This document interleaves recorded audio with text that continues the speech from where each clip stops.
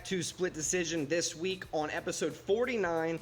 We're going to recap UFC Vegas 93. We were back in the Apex, and Tatsuro Taira scored a TKO over Alex Perez. Not the TKO you want, but the TKO we got.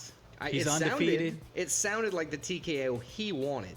It did kind of sound like that. Undefeated. He's a top 10 fighter now regardless. Absolutely. From there, we're going to go for our top dad things. Father's Day was this past weekend, so should be fresh in our mind at the very least. We got real dads, dog dads, and everything in between. After that, we're going to talk UFC Saudi Arabia. Main event is Robert Bobby Knuckles, the Reaper Whittaker, taking on Ikram Aliskerov on short notice. And a main card that's just full of intriguing fights with intriguing fighters. It's an early fight night, but an exciting one. After that, we're going to go through stakes and takes. We're going to tell you what we did right last week, what I got wrong, because you didn't get much wrong. And then after that, we'll give you the best matchups, picks, and everything for this week. All right, that should be everything. Special shout out to Dubby.gg for all your clean, jitterless energy. Yeah, if you want to be jittery, Dubby's not for you. If you want that jitterless energy, you want to start your day off right, Dubby.gg. And use code SPLITDECISION for 10% off your order at Dubby.gg. All right, let's go. All right, Alex, let's jump into our recap of UFC Vegas 93. Happened on Saturday, this past Saturday. We got a new contender. Yeah. A new undefeated, well, he's not new undefeated, still undefeated contender. 16-0 is big. 16-0, he's now 6-0 in the UFC. That is Tatsuro Taira, of course, we're talking about. That was the main event, but before we get there, before we get to the main card, how about we recap the prelims, which are pretty entertaining. Yeah, let's start on the first fight.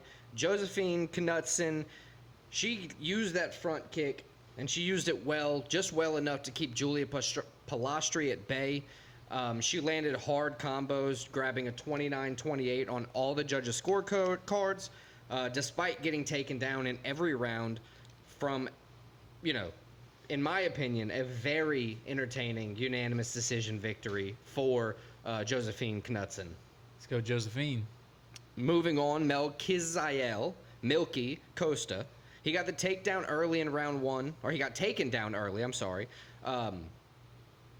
But then almost tapped Shailene Nurdan Becky. It was crazy. He had a say that fast. I can't say it slow.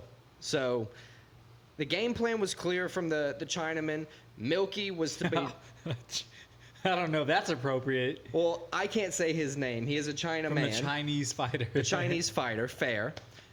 The game plan was clear. He was to take Milky down to win, and he was not to get caught. Caught he did 2 rounds later, 2 minutes into round 3, where Costa got his back and face cranked until Shailene Nurdan Becky had to tap. Milky.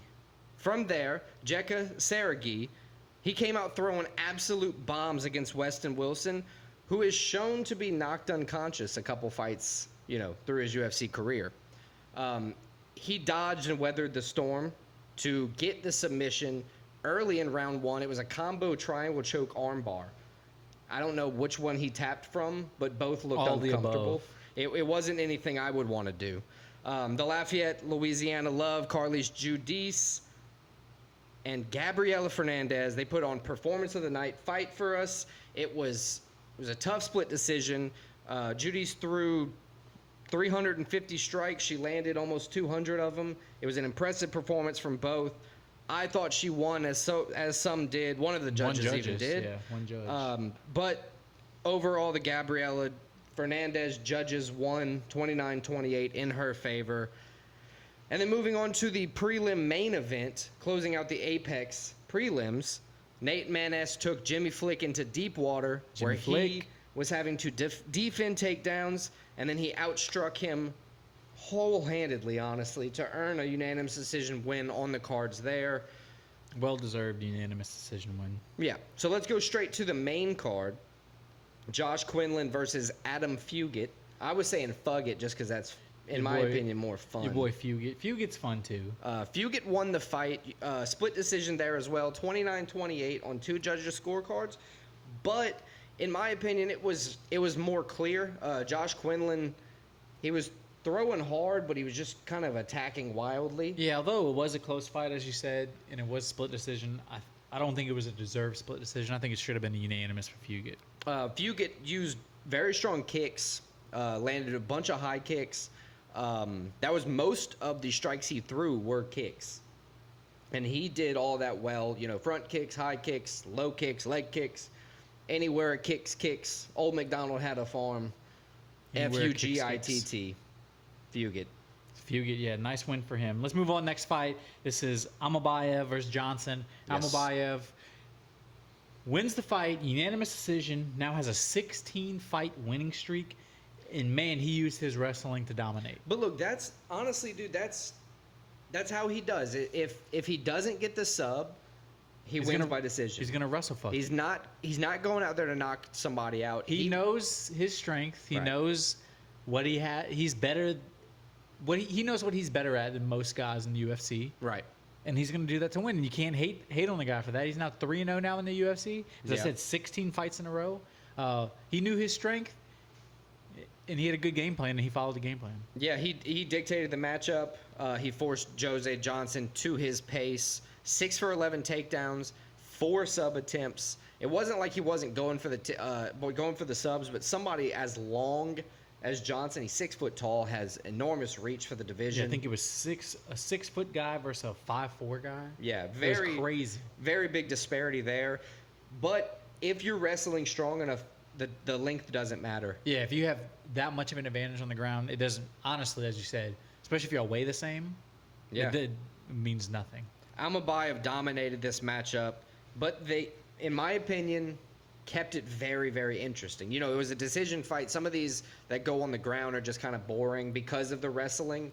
Not because, well, let me backtrack. Not if you're doing just the wrestling and you're not advancing at all or doing anything, right? He was trying to end the fight. He was being very offensive with his wrestling, and it was entertaining. If you knew what you're watching, it was entertaining to watch. That's exactly my point. He's beaten like 4 people. I'm sorry. He's looking for another fight. Right, next. He's Who do you 3-0 think in is the next? UFC. He's looking for a top 15 matchup or better. I don't know if he's ready, but his wrestling is showing that he can kind of do what he wants. I mean, I think if you give him the right matchup in the top 15, especially that 10 to 15 range, against a striker, he's going to go out there and do what he does. Okay. Give me some options. Give me some options to see who our guy Amabayev fights next to keep his streak going. All right. If we're talking about a test, Matthews Nicolau, he's got 5 KOs, 5 sub victories, and he's never been subbed. Yeah, well-rounded guy. Nicolau's beaten 4 guys that are currently in the top 15 in the division, so I think it would be a big test if we're talking there. Another guy would be Tagir Ulanbekov. He's got, some sub wins. He's 4-1 in the UFC. Great sub game if we're going like stylistically the same. Or maybe David Dovrak, D-V-O-R-A-K, however you say his name. He's a wrestling background fighter. He's got a bunch of subs, some KOs, all-round fighter. Just different kind of looks. What is Almabayev's next look gonna be? Is it a striker? Is it an all-around guy? Is it a wrestler versus wrestler? What are we looking at for his next matchup? I would like to see him versus the all-around guy. I would like to see the Nicolau fight. I think you put him on not a main event, but a main card again on a fight night. Give him Nicolau. People will watch that. It'll be an entertaining fight. It'll test him, and it'll give him what he wants, which is a step up in competition and towards that top 15, top 10, top 5. Keep moving up. I like that. Let's move on to one I got wrong. Brady Highstand versus Garrett Armfield. This was one of those stylistic differences. Wrestler versus striker. Polar opposites from where they were going to attack from. And 3 rounds, 2 minutes into the 3rd round, Highstand, finally gained the final upper hand and made him tap with an RNC. That's a rear naked choke. Yeah, honestly, as you said, it was a stylistic matchup. You know, And I'm mad about it because I like Garrett Armfield. I do too. He even lost humbly. Two totally different styles. And you know, the striking, I think fan wise, everybody likes a striker. Everybody loves seeing a good striker. But usually when these two match up, these two styles, and both guys are very good at one of them, almost every time, not almost every time, but most of the time, Yeah. put your money on the wrestler and or the guy on the ground guy, and that's what happened. I have to say, Brady High Stand stood on his wrestling. He did. That's all I got for It that. was a good win, a good finish for him. Moving on, who do we think is next for him? Cameron Simon, Rinya Nakamura, Alan Tengeli. You remember that guy? He's I also do. a Chinese fighter. Vicious ground game as well. What do you think is a good matchup? They're not quite, in the top 15, so you got to give them somebody a little bit deeper into the mix. A test, of course, but what kind of test? He showed right here what he does in this stylistic matchup where he has the advantage. Give him a guy that can wrestle too. Give him the Chinese guy. Let him wrestle it out. See who the better wrestler is. See who's a legit contender in this division. I've been slapped on the wrist. My political correctness is in check now.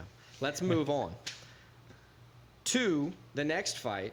Timmy Kwamba and Lucas Almeida. Kwamba. These are two guys that desperately needed a win coming in. Almeida coming in on a 2-fight losing streak, 1-2 in the UFC coming in. Kwamba 0-1 in the UFC. And I just have to say something. Almeida got the job done. Almeida, I said last week that Almeida just needed a good camp. And he talked after the fight about he went to his therapist, and one of the things he worked on a lot this camp was his mental health. He knew he was a good fighter, but he was kind of down in the dumps after losing two in a row. Yeah. I imagine that wears on your mental health, especially if you're a fighter, like you're going to be a confident guy. You have to be. I mean, you got to do it.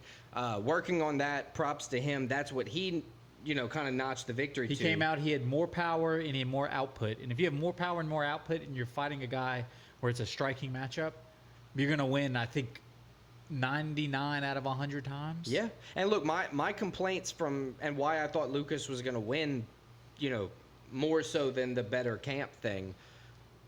Timmy Kwamba, last fight against Oki Obaji, he had like 36 landed strikes or 50-something landed strikes. This one was a much better performance for him. He landed 73. He threw out 136. He was much more active. He had 2 takedowns. He was actively working for the fight. But like you said, Lucas Almeida had way more power. It was it definitely wasn't a one-punch knockout kind of fight from either guy. But Almeida did get the knockdown, and he did defend the takedowns well. He did. Those things kind of all together. Almeida did what he had to do. You could tell he was a guy that, although he only came in with one UFC win, he was a guy that he knew what it took to get a UFC win. Chamba, he's still looking for that UFC win. He's 0-2 now. He goes back to the drawing board. This was tough for him, though. Yep, it definitely was. But props to him. Maybe he gets another fight, another chance on his contract. Who's next for Lucas Almeida? I got Chepe Mariscal, Josh Coulibaly, or Fernando Padilla. I think any of those guys are good. He's not ready for a top 15 guy yet. Nope, not quite. I think he still needs a few wins to get there. But with this win, he is building his, he's starting the ladder. Yes, he is starting the ladder. Mariscal, I would like to see that. Chepe. All right, Chepe Mariscal. Let's see if we can get Lucas Almeida fighting Chepe Mariscal. Let's Next. move on. This was the co-main. Douglas Silva de Andrade. Yes, that is all one person. Miles Chapo Johnson. Miles Johns. Miles Chapo Johns. And Johns had the big unanimous decision win over, I don't know if it's Silva. I don't know if it's Andrade. His nickname is D Silva. D Silva. So let's call him D Silva. Yeah. So one thing, props to Andrade at 38, proving he can still, fight with the best of them. It was a competitive fight, but Johns, I would say, more efficient. He had he landed bigger. He did have a little less volume. He wasn't doing a lot of combinations. He was going one big punch at a time, but he was landing those big punches, and you could tell his shots were more effective. Yeah, he stayed at range a lot better. I think, kind of like I said last week, he stayed, at a he stayed at a distance where he wasn't ever in bad danger. You know, Exactly. DeAndrade was going to have to rush in there to get him. It wasn't going to be a clean. And I think it was clear. It seemed like Johns had more of the power, and Silva was more aware of that. And Johns used his power to win the fight because honestly, the reason he won this fight, it wasn't output because he didn't, he wasn't overlanding. It was his power. Yeah, it was. And his shots were more affected De Silva more. Right. It's hard to like lean on that. They were more damaging because neither guy walked away like cut or bloody. Yeah. But it was a good, out of the two, the damage was definitely there for Johns. The judges saw it that way: 30-27, 30-27, and 29-28, all in favor of Miles Johns. I think Miles Johns is, he's moving on up. We know that his call out was Ricky Simon. He wants to fight him next. I think that's a good fight. That'd be a good competitive fight. Cody Garbrandt or Pedro Munoz. I mean, I think he would like to fight either one of those guys. I don't know if Pedro Munoz maybe. I don't think Cody Garbrandt would fight. I don't think he would.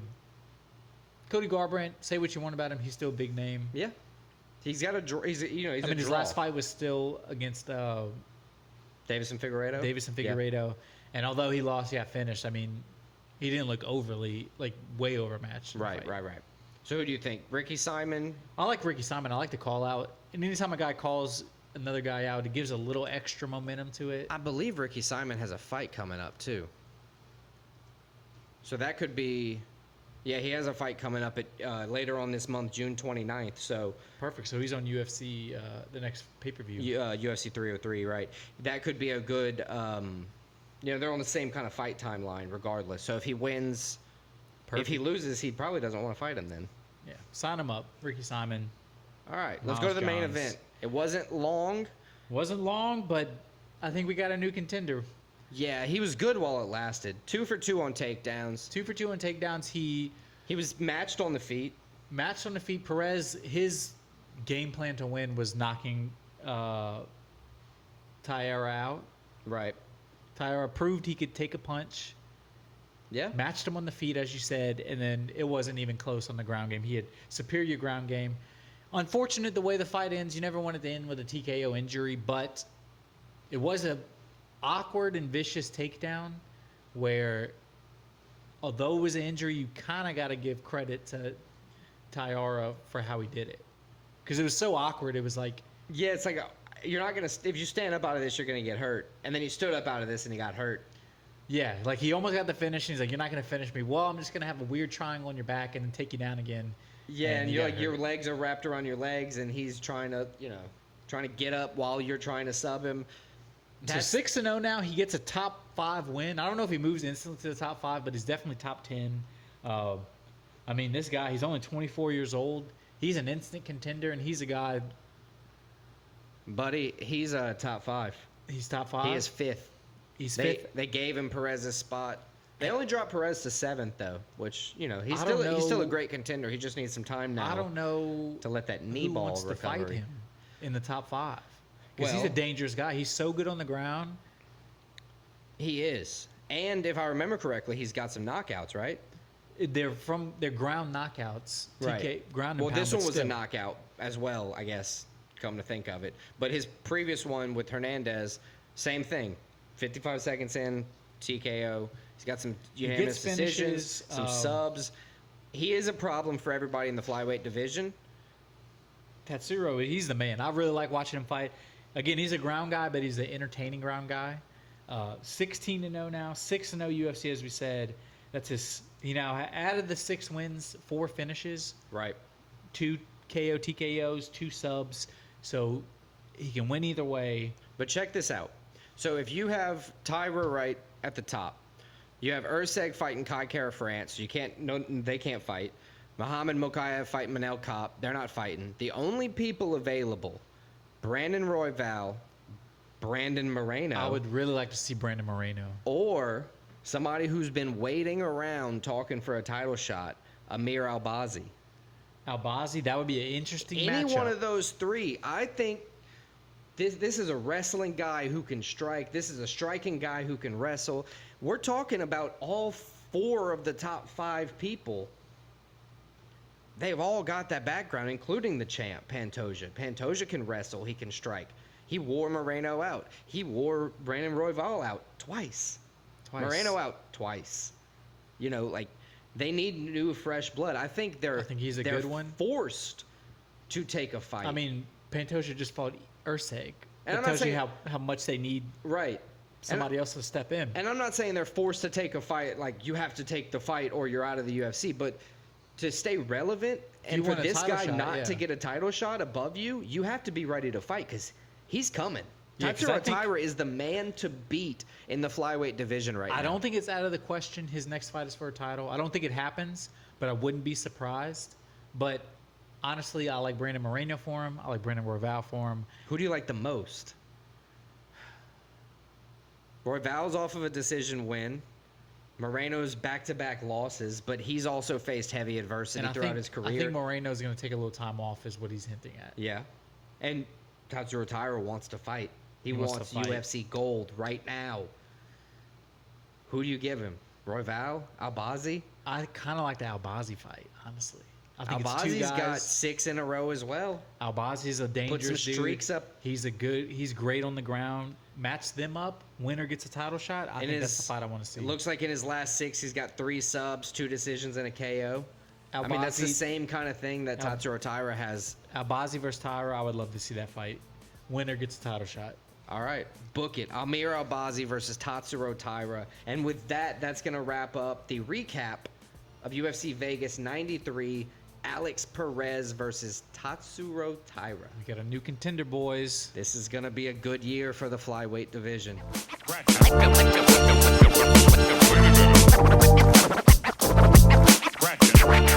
right, Alex, I'm sure you're well aware, you being a dad, that this past Sunday was Father's Day. It was. I'm not a dad, and I was aware, so I had to work. That sucks. Happy Father's Day for that. Yeah. But in honor of that, top 5 this week, top 5 dad things. Again, as always, very wide-ranging. I think we both have completely different thought processes going in. Yeah. Now I'm thinking differently. Now you think it differently. But how about we jump into it? I believe you have the first pick. It's appropriate. You're the actual real dad here. I planned this out a year ago when we started this podcast, how I was going to get to talk about Father's Day for myself. You knew how many episodes we were going to skip and all. Yeah, due to sickness, I estimated, I was like, we're going to get 48 out of 52 weeks. He's probably going to meet a French girl and go to France. He's going to fall in love. But anyway, let's jump into it. You have the first pick overall. So, Alex, top 5 dad things. How about you give it to us? So, top 5 dad things for me. Give it to me, daddy. Oof. Top 5 dad things for me this year. I got 2 little ones. Well, I got one kind of big one. He came with props. I came with show and tell. I got one kind of big one. He gave me a Father's Day card. He got the logo, a split decision drawn on there. It's pretty cute. So shout out Jackson. And then Logan, he's 1 year old. He made me this tie. And maybe he has very good handwriting. Maybe if you can see on the tie, his handprint, it says number, there's a blank, daddy. So I'm not the number 1, but I'm one of them. You're ranked. You're a ranked dad. I'm on the list. Not 1, but I'm on the list. You're a ranked daddy. My first pick is in honor of the kiddos, the homemade gifts. That's one of the coolest things about being a dad. You know, you get all the drawings, you get the macaroni art. I'm sure you remember making all this cool stuff when you were a kid. But yeah, all the homemade gifts you get are probably like the best thing I can think of about being a dad. Is, it gives them joy, you joy, everybody's happy. Go on about your business, have dinner, nobody's fussing. Makes the world go around. So you went very sentimental with the first pick. Can't argue with it. Yeah, I think you grab 1 or 2 sentimental picks a week. I'm gonna dust 1 in a month, maybe. We'll see. I respect it.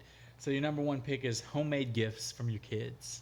Yep. Top 5 dad things. I went totally different with my number 1 pick. If my wife gave me a homemade gift, I'd accept it, but I probably wouldn't be able to talk about it on this. So before you get in trouble, let's move on now. My number 1 pick. Yeah, let's move on. My number 1 pick is going to be dad jokes. Okay. A dad joke is one of the funniest things. They're corny, but they're so corny they're funny. They usually involve some kind of pun. You got any good dad jokes right They've off? become so mainstream too that like dad jokes are like, there it. You got any good ones? Not off the top of my head. You got a good one? What did Batman say to Robin before before they're getting in the car? What'd he say? Robin, get in the car. See, there we go. I got one more good one. What's red but smells like blue paint?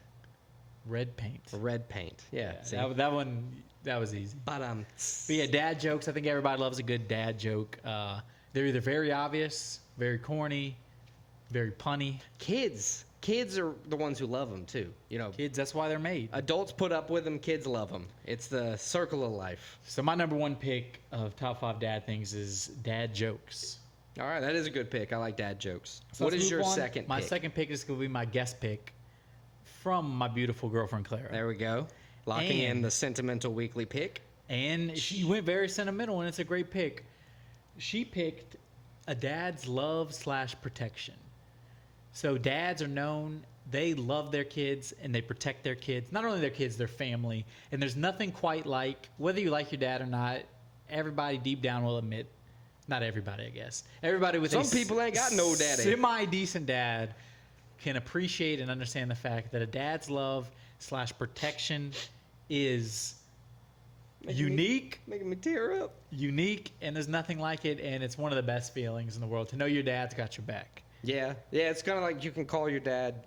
Like if you're in a bind, you call your dad. He's there for you, kind of. He's like, gonna be there for you. Yeah. He might give you some shit, but at the end of the day, your dad's gonna be there for you. That is a solid pick. So my number 2 pick from my beautiful girlfriend Clara, a dad's love / protection. Nice. I like that. That is a very good one. My second pick. I don't have much else to say other than it's a very good pick because I try to give that to the kids. None of them have phones or anything, but one of them's doesn't even understand me. But hopefully that's what I'm giving to them. Second pick for me, I've got to go with another like cutesy, sentimental thing. Spending time with the family. You know, like that's one of my favorite things as a dad. Again, is just being with the people that I am a dad for. Like hanging out with the kids, doing stuff for them, yada yada. Sometimes it's bullshit and boring. Like insert whatever. But then you think about the memory and you're like, that was fun actually. Yeah, the reward is It's ends up worth being worth it. Right, it's worth the bullshit that's boring sometimes. I understand. So yeah, spending time with the family, that kind of stuff is my second pick. Okay, not a bad pick. I like the pick. You're going very sentimental. I'm about to cry over here I'm once again. surprised. This is not the Alex I know. All right. You ready? I'm ready. Number 3, a dad fit. Dad fits. You mean the clothes a dad wears? Right, the dad outfit. So for me, I like that because once I became a father, Some Air Monarchs. Air Monarchs, the high ankle socks, white, jeans, shorts, tucked in polo shirt. You got to have a belt clip with a phone. I was about to say the phone. No, but for one of the things I actually enjoy most about being a dad with respect to clothing is if I have to impress anybody, it's a 9-year-old at this It's a point. 9-year-old, so you can dress. I can dress fun. Like I dress, this is not just for this show. I dress like this daily. I'm always wearing something stupid or colorful or goofy just because it doesn't matter. And that's one of the things, that being a dad like brings back into your life is everything can just be fun and goofy. Like it doesn't have to be so serious and all like all the time. So the It's a good dad pick. outfit is, essential to just like have fun. It's a good pick, and And the you don't kids care. love it. Don't care about what you're wearing. Just have fun. Pick what you want to wear. If you think you look cool, buddy, you look cool. I'm actually not going to hate on your picks, Alex. What? Well, unless you give me a stupid one, you're I fine. might give you a stupid one. But I like your top 3 I so got far. 3 good ones. Maybe I'll give you 2 bad ones in a second. Okay. Let's see. So What do my you number have? 3 pick. My number 3 pick is a thing most dads like to do. Your dad, you like to do it. My dad likes to do it. Take long shits. I'm gonna add that one to the list, but no, it's gonna be watch sports, specifically football. It doesn't have to be football, but I'm thinking football. Most dads like to watch sports. Sunday afternoon, Yeah. everybody's kind of laid back. Dads in football, especially in America, they just go together. Yeah, one of the earliest memories I can think of is like walking into the living room and going watch football Watch on football the with couch. my dad. Right, with my dad. And not even understanding it, just like go and sit there and be like, Yeah. that's the only TV in the house. So Yes, I guess this is what we're watching. yeah, because dads ain't giving up the remote. Add that to the list. It's Yeah. a little different nowadays, but yeah. Generally speaking, they didn't. Dads watching sports, That is a good pick. I think it's a time-honored tradition. Yeah, absolutely. I still watch the sports with my dad. Me too. The football, Me especially. too. Oh my God. So watching sports, that's my number 3 pick. Now my number 4 pick. There's a lot of different ways you could go with this. Are you gonna be fun? I have some fun ones. And I think I'm gonna go with a fun one. I'm gonna go with dad farts. Ooh, dad farts. Dad farts, they're funny. I think a man lives his whole life building to the moment where he can fart in front of the kids he made and either embarrass them or make them laugh too. Yeah. Growing up, my dad, like fart jokes were him farting. He would always say, I stepped on a duck, and he would fart real loud. Oh, there's a frog in the room. Yeah, it was so funny. I remember as a kid laughing. Yeah. And now the dads I know that are my age or my brothers, they still do it. And Yeah. it's just something I don't think that's ever going to go out of fashion. Dad farts are just very funny. You know one thing I'm very happy about? With respect to dad farts, at least? Mom farts don't happen, and they're not funny. Well, they don't happen, but in the rare times they do, You're right. They are funny. if they happen too much, no, it's not funny. But Intentional mom farts are not funny. the 'Cause- mom accidental fart, Those are funny. very funny. But yeah, I agree. Not dog farts. Dad farts. Dog farts funny too, but dad farts, Very funny. they're very funny. So that's my number 4 pick. Respectful pick. That is a solid number 4. Damn, you're taking some good picks. So Alex, give me your 4, give me your 5. I'm gonna go with number 4 is man of the house. It's I had some similar to that. it's like you're not the ruler of the road, but Shit goes down, you're the man of the house. shit goes down, they call you and they say, hey, I need help. You're going home to take care of things. The kids aren't listening. Who does the wife call? You, the dad. You're the ruler of the punishments. You're the disciplinary figure typically. You're the man of the house. You're kind of like the security and protection thing, but you're also the disciplinarian. So the disciplinarian, the ATM, You're everything. the comedian, the jester. Yeah, you pick them up when they're down, but you also kind of The put them down maintenance- sometimes. The maintenance guy. You say they didn't do good enough on this test, but then you show them how to do better. Yes. You're everything. You're the man of the house. Teacher. A lot of households do it without them, but truthfully, it shouldn't be done. Every household needs one. Right, shouldn't be done without both. So man of the house, I put man of the year. Man of the house is my 4th pick. I like that pick. Alex. And my 5th pick has got to be like video games with the kids. That's probably my biggest thing because Jackson's old enough now to play the video games. I know it's all sentimental and yada yada, but it's just a very, very good pick overall for me. Because I can't hate on that pick. I like playing video games. It's like the tradition around here. I'm gonna once we're done over here, probably gonna play some Lego Pirates of the Caribbean. Sounds like a good time. There we go. So my 5th pick now? Yes, sir. Your 5th My pick. 5th pick, I feel like I'm kind of cheating with this 5th pick, considering it's the inspiration for why we did this top 5. My 5th pick is going to be Father's Day. Father's Day is a day to celebrate dads. I think it's the one time, I'm not going to say one time, but it's the day dads are often underappreciated. It's the one day they're appreciated for all that they do. Kind of encapsulates our whole list. You get into some Father's random Day. text on Father's Day too, like almost like As a father, I imagine. I had a guy tell me, he sits like 3 rows from me at work. I'd never talked to him. He came up and told me, hey, I heard you got a new puppy. This is the Friday before Father's Day. Happy Father's Day. oh my god, that's kind of weird. It was very weird. Kind of awkward at that point. It was. But Father's Day, I think it's a good day. It's a day that dads deserve. Yeah. It's the ultimate day for dads. That's a good one. All right, let's quickly recap our picks, and then we'll wrap up this week of top dad things. All right, so my top 5. Number 1, dad jokes. Number 2, from my beautiful girlfriend Clara, a dad's love / protection. Aww. Number 3, dad's watching sports. Number 4, dad farts. Number 5, Father's Day. That's a good one. My number 1 is homemade gifts. My number 2 is spending that good quality QT, that quality time together. 3 is the dad outfit. 4, man of the house.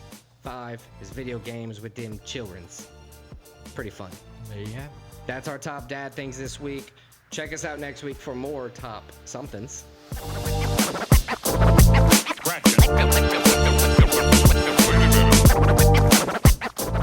All right, Alex, we got a UFC fight night, and drum roll, it's not in the Apex. We actually travel halfway across the world to Riyadh, Saudi Arabia, UFC Saudi Arabia.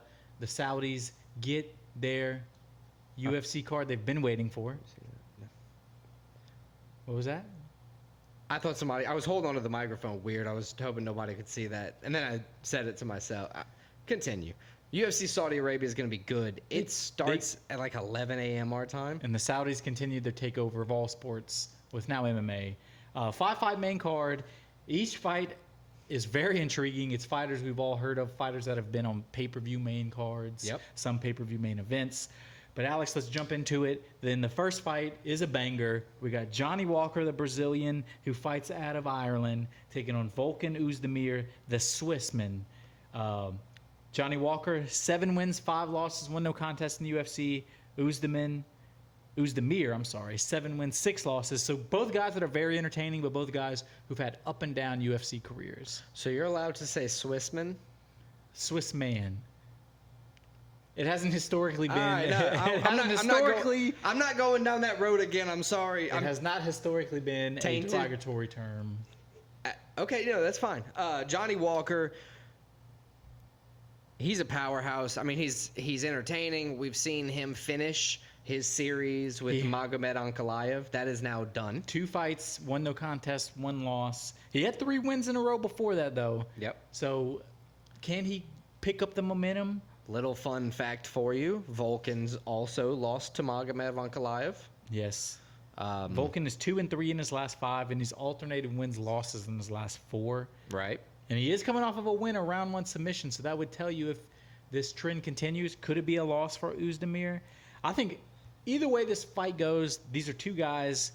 Yes, they're up and down, but both guys are entertaining. They're going to put on a good fight here. So what I got to say about this one is while both guys are heavy strikers, heavy not, on the weight side, but heavy with how strong. Both guys got some heavy hands. Right, how strong them hands are. They can knock you out. 12 out of 19 wins for Oezdemir, right. KOs. 16 out of 21 wins for Walker, right. KOs.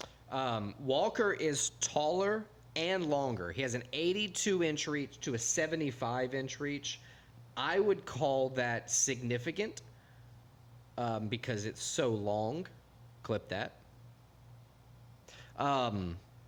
Anything that is that long, I'd consider an issue for me. I think Johnny Walker is going to win this fight by KO because he has that long thing that's going to help him win this fight. I see what you're saying. I think, honestly, this is a toss-up fight. This is a 50-50 fight to me. Well, it is on the odds. It's minus 110 on both. So I'm going to go with Johnny Walker. I'm going to agree with you. But, honestly, you're not going to talk about that reach? The reach is something, but Oezdemir's a beast, too. He is good. However this fight goes, there's no way I'm going to be surprised by whoever wins, however vicious they win, however long Johnny Walker is. I'm just happy I've made you uncomfortable. Moving on to the middleweight division for the next fight. Middleweight division. Shara Bullet Magomedov is taking on Joelton Luderbach from Germany. A fight that was originally supposed to be the prelim main event, or last prelim fight. Now has moved on to the main card with some drop-offs. Interesting fight. This is going to be a fun one. I think you might not recognize the name. if you're a big UFC fan, but you definitely recognize the face in his wonky eye, as you would say. He's got one eye that is almost completely grayed out. Very foggy. And he looks like red a dog hair. that's over 10 years old. Right, and red hair. And his name is Magomedov. He's a scary looking dude. He is. Everything about him, everything we just described, his look, his hair, his name, very scary. Right. Not only does he look scary and is scary, he's 12-0, which is scary. 1-0 in the octagon. Yeah, and he's good. He's finished his fights 83% by knockout, but 100% by decision in the UFC. He's still winning the fights, but he's not coming into the UFC with such crazy knockout power that we've seen. Wait, say that again. He's winning 80% of his fights, but 100 by decision? Of his 12-0 record, yes. 83 of his total fights he's won by knockout. In the UFC, he's only won by decision. Thought that was one of those Yogi Berra quotes. Like, you win 100% of the time, right? 50% of the time. It's nothing like that. This is the UFC debut for Joelton Luderbach. He was fighting 5 or 6 times a year from 2016 to 2019. It's a good way to get into the main show. Right, and that's how he's only 31 with like 47 professional fights. Very impressive from his side. This is going to be his first fight at middleweight in a while. He's been fighting catchweight at like 175. He's fought in some lightweight fights. He's been in the PFL. He's kind of been everywhere. He's bounced around. It's going to be a heavy fight for him. This is going to be a heavy fight. Does he get gassed out? Does the power translate? I think Magomedov is going to do what Magomedov does. He's minus 260 on the 265, minus 260 on the odds. I think Shura Magomedov is going to win, and I think he's going to record his first finish in the UFC. I think he's going to get a little knockout win here. I'm going to agree with you. I'm going to go with the scary guy that we know about. Scary Sherry? Scary Sherry versus the guy we don't know too much about who's been on the regional circuit. Give me Magomedov too. Cool. All right. Let's move on. The welterweight, and it's a guy that's been around in the UFC for a long time, Kelvin Gastelum. 12 wins, 9 losses, 1 no contest in the UFC. But he's 2-6 in his last 8. 2-6 in his last 8. And he's taking on Daniel Rodriguez, D-Rod. 7-3 overall in the UFC. He's lost 2 in a row, but one's a Ian Gary knockout. Right. One's a Neil Magny submission. So that was the other. It's 2 losses. Yeah, you never want to lose like that, but it's respectable losses. Can he turn the ship around, get his momentum back? Because he was on a upward trajectory before his last 2 fights, and he's taking on a guy in Gastelum, as you said, is kind of been on a downward trajectory. Yeah. His last fight was in December, which was a round 3 submission loss to Sean Brady. That is Kevin Gastelum we're talking about. Right. Kevin Gastelum, he's never been KO'd, which is surprising. I was gonna say that, and also he's got a chin, and he's a guy that's gonna stand there and fight you. With him being 2-6 in his last 8 fights, he has nothing to lose. He's lost to big names like Robert Whittaker, Jared Cannonier. And this all started with the Izzy loss. Right. Which was fight of the year. He's fought monsters. He doesn't fight anybody. Yeah. He's only fought top 10 guys pretty much. Exactly. So you can't take away like all those losses. It's just to say that he's faced the top level of competition most recently, and he hasn't come away with a bunch of victories in that time. Daniel Rodriguez, 2 losses in a row, like you said. The first loss ended his 4-fight win streak, which, he was on a big high. That's kind of the thing was that we see highs, he was low 7-1 in the UFC and then lost by submission to Neil Magny and got knocked out first round his next fight. So where does he go now? Gastelum's favorited on the odds. He's minus 245 here. I'm surprised it's that big of an odds. I was too, so I did some digging. Okay. I looked to find out why. Gastelum is 3-0 against shorter reach since 2010. That's the only pretty reasonable much his whole career. Right. The only reasonable time frame we need to look at. And 75% as a favorite. He's 9-3 as a favorite in the UFC, which is pretty strong. The 3-0 against shorter reach, they're both southpaw fighters, so it's you're a weird stance fighting a weird stance. Those types of things. He's, a little less accurate on the feet. There's surprisingly a big age gap where Gastelum somehow is only 32 years old. D-Rod is 37. That's the other thing. 5 years plus an age difference gives the younger fighter. They always say unless you're heavyweight, once you're over 35, usually a major drop off. So I see here Gastelum's going to come in with less, not power, but Rodriguez is going to be throwing with more intentional power. I think Gastelum's going to take him down, do some good old G and P. Some GP. And either win the fight by TKO or decision. I agree with you. I think Gastelum, I think he rights the ship. He did lose his last fight, but before that, he got a win, which kind of seemed like maybe he kind of stabilized his career a little bit. I think Gastelum comes in a motivated fighter. Daniel Rodriguez, 2 losses in a row.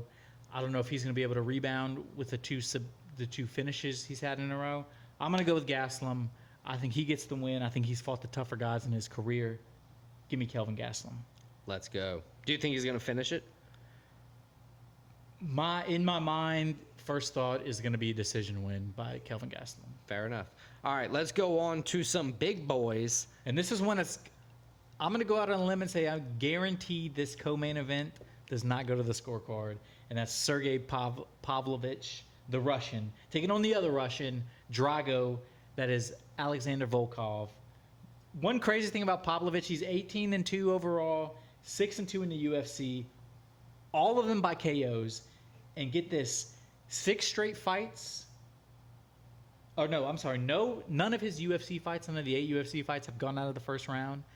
He's had 20 career MMA fights. That's crazy. 17 of them have been first round. And he's won 15 of those. And he's fighting a guy who has 24 out of his 37 career wins by KO, 6 of them in the UFC. So I just don't see this one lasting to the scorecards. And this one probably is a first-round fight, a one-round fight. One of these guys get knocked out, and I'm leaning towards one specific Russian over the other one. How about you? Man, I got to agree. I agree with one specific Russian over the other, number one. But we might have different Russians. I also agree that this is probably going to be a short fight as far as it's going to be a quick knockout from one of the 2 Russians. The Russian I pick, I share a name with, Alexander. My name isn't Alexander. We share the Alex part. Volkov, Drago. I think he's going to win by knockout, first or second round. It'd be crazy if they got out of the first round with how hard these heavyweights always swing. Volkov has good power, but I'm going with the guy with crazy power, and that's Pavlovich. I think he goes out there, he knocks out his countrymen. I think he moves to 7-2 in the UFC. His last fight was against Aspinall, first-round knockout. I don't think that was the best Pavlovich we've seen. I think he's coming out with a vengeance. I'm picking Pavlovich first-round knockout. Ooh, differing opinions. All right. We'll see how we do there come Saturday mid-afternoon. Let's go. On. Oh, yeah? Oh. After you, sir. Main event, a new main event. This was supposed to be Robert Whittaker, Khamzat Chimaev. Instead, we got Robert Whittaker, Ikram Aliskerov. Aliskerov? How do you say his name? Aliskerov. We're probably all butchering it. Mine just sounds the least. It does. Like Sounds a the most job. official.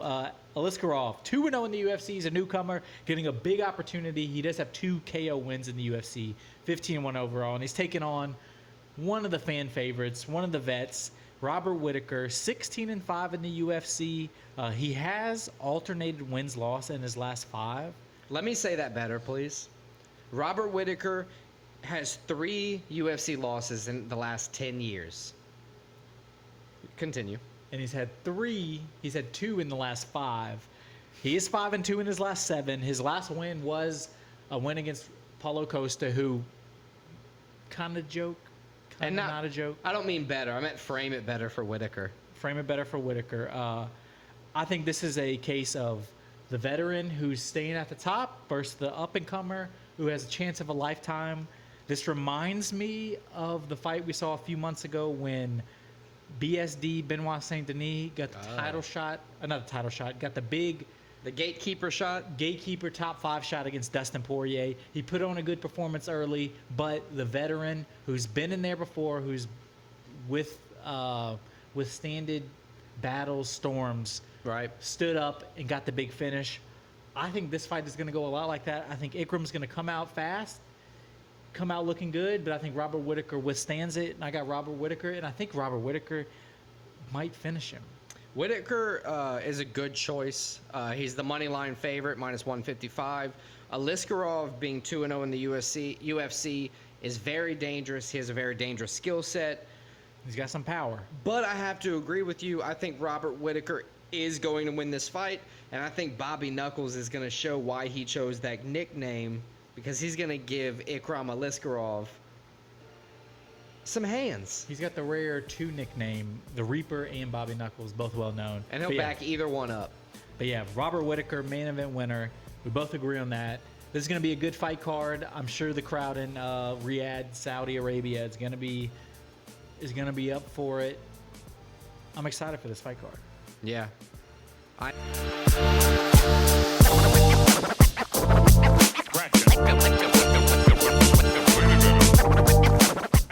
Alrighty, so let's open this week back up with stakes and takes. Let's talk a little bit about what we got right or wrong from last week. There's starting to become a little bit of a divide in the standings, if you will. I like this. I like where you're going. How'd you do last week, Christian? I did very well. Because of some cancellations, we only had 9 picks overall. Right. So in picks, I went 7-2, 3-1 in the UFC, 4-1 in my pick your own picks. And then I had a perfect betting week, 5-0. Cool. I don't care. I went That's 6. the thing, you do care. I do care. It hurts me. I went 6-3. I got some things wrong, which I'm not saying is fine. It just... The 6-3 is not the problem. Yeah, then like... It's the bets. I went 2-3 on the bets. And it's like the only things I got wrong were things I was willing to put my money where my mouth was. And then I was just like, bleh. Yeah, Scotty Scheffler shit the bed for you. He did. But that's okay, because we move on. So that moves us to a total, what is it? 88, 50, and 2 for myself. Christian, you're at 91, 47, and 2. So you're getting closer to 100. I'm a little bit behind you. For the stakes of the game so far this season, we're at 43, 25, and 2 for myself, and 47 and 23 for you. I'm up 20.54 units, and after your perfect week, Christian, good sir, you are up 20.62. So you are finally leading in all 3 categories. I need to do better, and that's what I'm striving to do this week. So let's talk about the matches we're going to bring this week. First and foremost, I got 3 UFC, I'm talking PGA, and I'm talking baseball. What are you bringing to the table? Surprise, surprise, 5 soccer. We're going Copa America and the Euro tournament. So I got 5 of my picks deriving from both of those tournaments. Cool. All right, before we do that, let's give people the 5 UFC picks we have, and maybe throw out the how, just as what you think how this fight's going to finish. Okay. I got Johnny Walker KO. Okay. I got Magomedov. I'm going to go submission. Okay. His first submission, that would be cool. I got Gastelum decision. I got Pavlovich first round KO. And I got Robert Whittaker. I'm going to go 3rd round TKO. Okay. I also have Johnny Walker KO.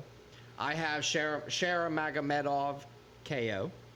I have Kelvin Gastelum decision. Alexander Volkov first or 2nd round KO. And then Robert Whittaker decision. I'm going to go with Robert Whittaker decision. And who do you want to go first? You want to keep on the UFC train with me, or do you want to talk soccer? Give me your UFC picks, and then give me the rest of your... You go first, your 5 picks. I'll give you my 5 picks. All right, so first off, I have the main kind of leading the prelims, Nasrat Haqparast versus Jared Gordon. Nasrat Haqparast is minus 250 money line. He's on a 3-win win streak, 2 decisions and a TKO. I think he's going to have what it takes to get to 4. From there, Rinat Fakhretdinov versus Nicholas Dalby. Rinat Fakhretdinov is the minus 370 moneyline favorite. He hasn't lost a fight since 2013. His last fight was a draw to Ezekiel Elizu dos Santos, I think his name is. I think he's going to have what it takes to win this fight. Muhammadjan Naimov versus Felipe Lima in his UFC debut. Muhammadjan Naimov is 3-0 in the UFC. He's a slight favorite, minus 125. But Lima is on a 12-fight win streak. He Lima lost took his this on about first a week fight, notice, too. and he took it on a week notice. I still think Naimov is going to win.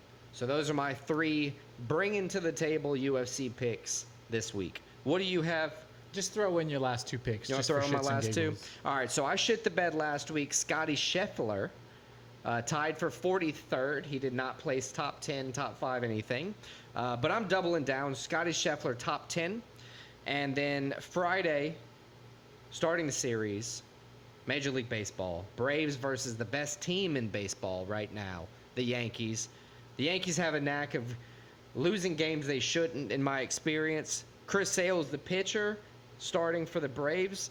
He's currently 8-2.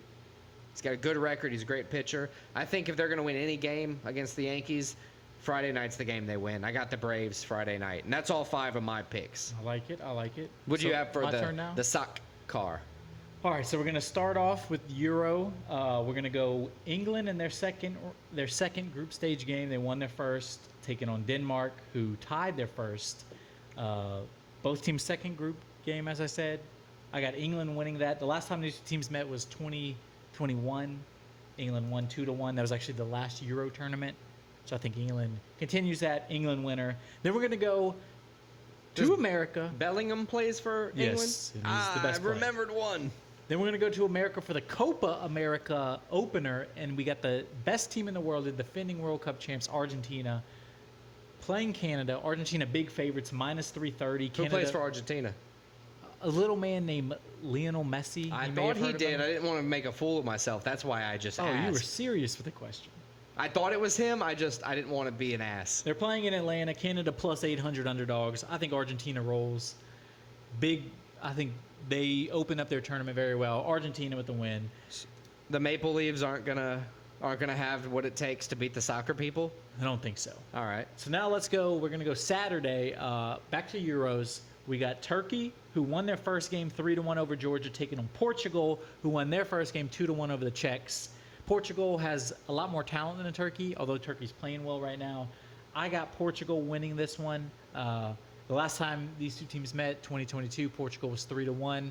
I'm looking at a scoreline similar to that. So Portugal. Then we're going to stay in Europe. We got the host, Germany, with their final group stage game. They've won the first two, including today. They're taking on Switzerland, who's won one, drawn one. Germany, as I said, the host. They're going to be big favorites in this. The last time these two teams met, 3-3 draw. Ooh, surprise. A little bit of a surprise. Kind of like USA drawing with Brazil. But I think Germany's rolling right now. I got the Germans over the Swiss. And then my last game, we're going to come back to America, Copa America. And we got the home team, the United States. Big favorites over Bolivia. U.S. minus 360 favorites. Bolivia, get this, plus 1,100 underdogs to win. Oh, my gosh. This is both teams' Copa America opener. The last time they met, 2018, 3-0 U.S. I think it's a similar scoreline. I got the Americans rolling. So those are my 5 soccer picks. Those are. You know what? I'm going to follow them because you know the soccer better than I do. I like those picks. I like that I know some people on the teams. You named some guys. Which means the guys are good, or the teams are good.